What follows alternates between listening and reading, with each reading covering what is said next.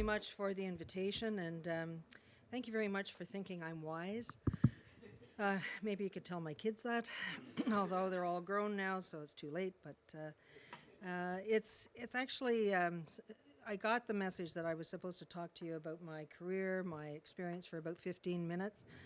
That seems like a long time for me to talk about myself, but if I did it in decades, maybe it'd work. So let me tell you about my leadership experience. I am a nurse by education. So when I went to school looking for a career, it was back before many of you were even a twinkle in your parents' eyes, or maybe even your parents were a twinkle in their parents' eyes. But I was going to school I grew up in the 50s and 60s and went to school to become a nurse, went to university, and graduated thinking that that's what I wanted to be. In my era, in a very strong Irish Catholic household, I could be very, very honorable things like a wife and a mother. I could be a nurse, I could be a school teacher, or I could be a nun. The nun thing didn't appeal, probably because of the nun thing. Oh, sorry, this is being recorded, I forgot. Although I've probably said it somewhere else too. But being a teacher didn't really appeal because I wasn't too crazy about kids, although having had 7, I've changed my mind, they're tolerable. So nursing was the career path for me. I actually found out that I loved it, that I loved what I was learning at school. I loved the environment I was in. I was in a university school of nursing, and so we were being taught a number of different things, not just how to care for people, but really how to be critical thinkers and how to set forth to change the system, to really make sure that we brought evidence-based care to our clients, to our patients, and that we were able to be the leaders inside the health system. So we were being set up to be leaders in nursing and then put out into hospitals to be leaders in hospitals. So getting a leadership role in healthcare for women is relatively easy. There are lots of women in healthcare. There are way more women in healthcare than there are men. So leadership positions very often are held by women until you get to a certain level. So once you go beyond the director of nursing level inside a hospital organization, back in the 70s when I was finally let loose to look after patients, what we found was right across the province of Ontario in Canada, all but 4 of the 227 hospitals were led by men. And the executive team of each of those hospitals had all men on it. So the director of finance, the director of human resources, the chief operating officer, the CEO. The only woman sitting at that table was very often the director of nursing. So it became apparent relatively quickly that there was a glass ceiling in healthcare, even though I had grown up thinking there wouldn't be. When I came in today, they said, would you try to tell people why they should watch the full 45 minutes? And what I said in my little teaser blurb was, at a very young age, I heard somebody talking, and I thought, that's a woman I could learn from. I approached her. She became a mentor, and she's been a mentor and a lifelong friend. And so I would hope that anybody listening might hear something that resonates with them, that makes them think I could learn something from that person, and should feel free to approach us all.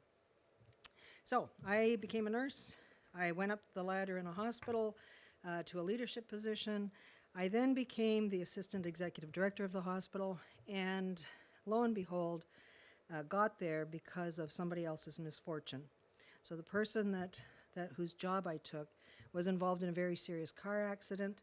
They needed somebody to replace her for a year while she recovered. I stepped out of my comfort zone, took the job, and ended up on a path to leadership inside the healthcare organizations that I then was associated with from that point forward. When I did, I walked into it saying, I don't know everything. I know actually very little, but I do know that I don't know. And if you approach your life that way, it's amazing what you can learn and who you can learn from. So if I have a bit of wisdom, I got it along the way from watching and dealing and learning from very wise people, men and women alike, as I went through whatever issue, predicament, or problem we were facing. I spent the bulk of my career in Ontario and left there in 2009 and moved to Newfoundland. And by that point, I had found that I didn't like complacency. I didn't really like normal. So I really was fond of getting opportunity to deal with problems, to have big issues facing us. And as I left the very comfortable zone of being the nurse, being the head nurse, being the director of nursing, being very comfortable in that role and stepping into leadership, I found that the bigger the problem, the more challenging it was, and the more I learned. And that really did help me move forward in my career. So I didn't take easy jobs. I looked for jobs that were tough. And Newfoundland and Labrador was a tough one. They'd had a tremendous problem in their health system. There had been a significant chemotherapy issue. I know that doesn't resonate here at all. But we actually in Newfoundland found that we had impacted negatively on the lifespan of over 800 women by providing misleading diagnoses. So we had significant issues with respect, with confidence, with public trust in the health system, having just gone through that. I was asked to come into that system and begin to build a system that people could believe in, a system that people were proud to work in, and a system that was going to be able to attract nurses, doctors, paramedics, whatever category of staff would want to come and work there. Because up until that point, people were leaving in droves and not wanting to be associated with Eastern Health. We were able to turn it around inside of 5 years. At the same time as we did that, we also made some significant efficiency improvements in the system, so we did tough things. We removed 550 jobs, but we kept the community with us, and we didn't get tarred and feathered. We actually got their support. And really, that was about understanding who we were serving, what we were there to do, listening, and then taking action. People didn't want us to just feel sorry for them or give our empathy. They wanted us to make a difference. They wanted us to take that system and make it better. When I left Newfoundland, I went to Alberta and walked into a situation that was very similar. Alberta Health Services certainly had seen some significant turmoil. We had a $14 billion budget and 110,000 employees, but there was no cohesiveness. There was no drive in that system to be looking for excellence. There was no thought that we served a purpose other than necessarily going into work every day. So we had to, with that organization and with that group of people, reestablish what it was we were trying to do for healthcare, for the citizens of Alberta, and shine a light on the excellence that we were able to provide, shine a light on the areas where we had problems, and start to work to develop solutions to those problems. And when I was in Alberta, I think one of the best compliments I got was from a young employee inside the Alberta Health System who said in an email to me as I was leaving, "I'm sorry you're leaving. You are the first CEO that responded to our emails, that actually listened to what we had to say, and has taken a direct course of action on things that we've raised as problems." So that's a sad indictment on where we started, but it was nice to know that the things that I thought were important are important to people as well. And in my leadership journey, I have found that those are important things.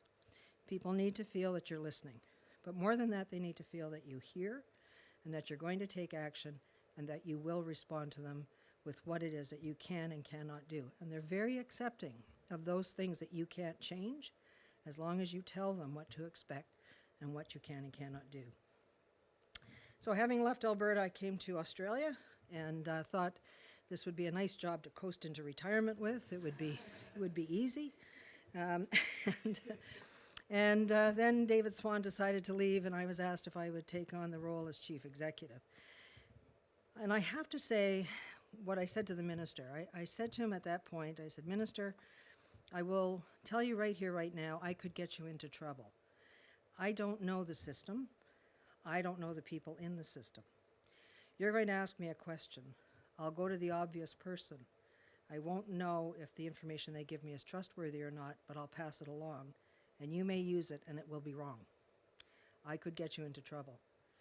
And he said, probably not any more than I've got myself into. So on the basis of that agreed working relationship, we moved into this situation.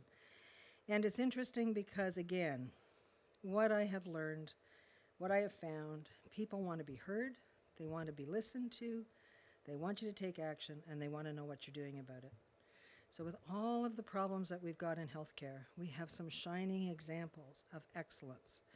And those shining examples of excellence are the people in the system, the 30,000 people that work in healthcare, that listen every day, that hear every day, that take action every day on problems that people have, and that are feeling promoted, that are feeling confident, that are feeling supported inside the workplace.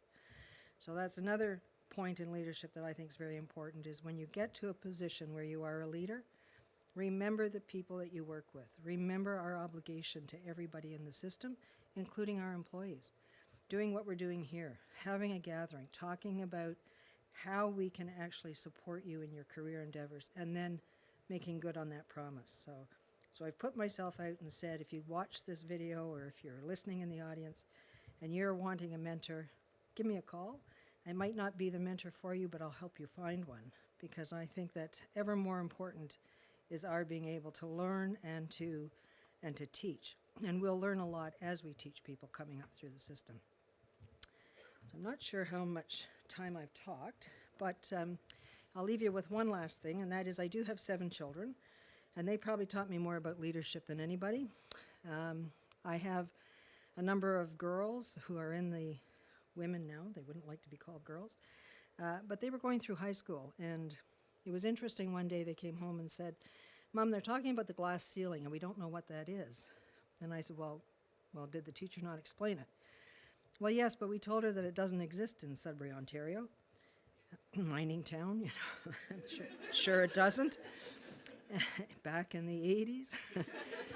And I said, well, why do you think it doesn't? And they said, well, because you're the CEO of the hospital. Your friends are CEOs of the university and the school, and they're women.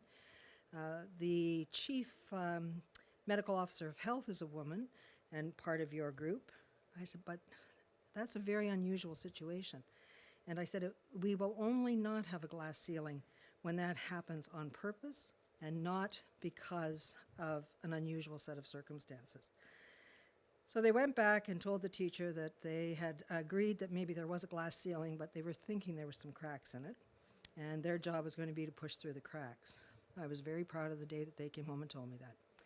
I have a son and daughter-in-law and 2 granddaughters who arrived today, so I'm going to not talk any longer than I need to. Anxious to get home and see them, but very pleased to be here with you. And if, as I leave the podium and turn it over to my colleagues, if there's one thing I can tell you, it's take opportunities when they present themselves, even if you're not prepared, because you can learn and make mistakes along the way. Help people around you to be comfortable and confident and supported. They will teach you as much as you'll teach them. Listen, hear, take action, and respond back to people to let them know what you've done. If you can do that, I think you can lead anything. And there is one job tougher than mine, and I think that's the Premier's. So thank you very much.